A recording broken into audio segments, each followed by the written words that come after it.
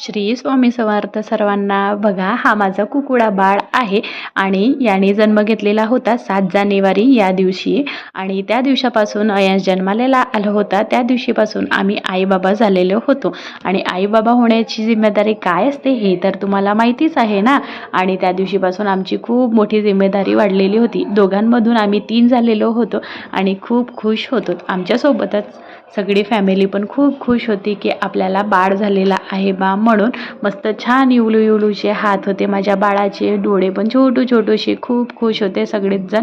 आणि अशी माझ्या बाळाचा जन्म झालेला होता. आणि हा पूर्ण व्हिडिओ हॉस्पिटलचा आहे माझ्या बाळाचं. बघा, पहिल्याच दिवशी मस्त जन्मलेला होता. त्याच दिवशी मस्त आपल्या पप्पाचा वगैरे बोट पकडलेला होता. आणि हे तर खूप जास्त खुश होते.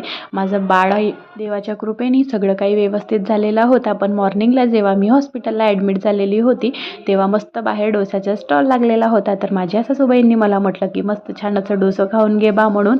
तर मी डोसा खाऊन घेतला. तर तुला मग नंतर खायला नाही मिळेल बा असं.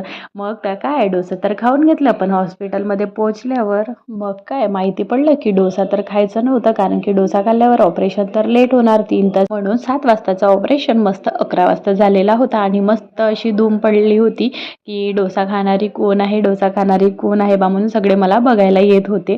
तर अयांश झाल्यामुळे माझे आई वडील आणि याचे आजी आजोबा सगळेच जण हॉस्पिटलला होते आणि बाळाची खूप काळजी घेत होते. मस्त छान असं बॉटलनी दूध पाजत होते माझे वडील. हे माझे वडील आहेत, तुम्ही इथे बघू शकता छान. तर असा अयांशचा हा फर्स्ट मिनी ब्लॉग आहे. तर प्लीज आम्हाला सपोर्ट करा. तुमच्या सपोर्टची आम्हाला खूप गरज आहे. आता सध्या हे अयांशचे आजी आजोबा आहेत, म्हणजे माझी सासूबाई आणि बाबा. Bye bye.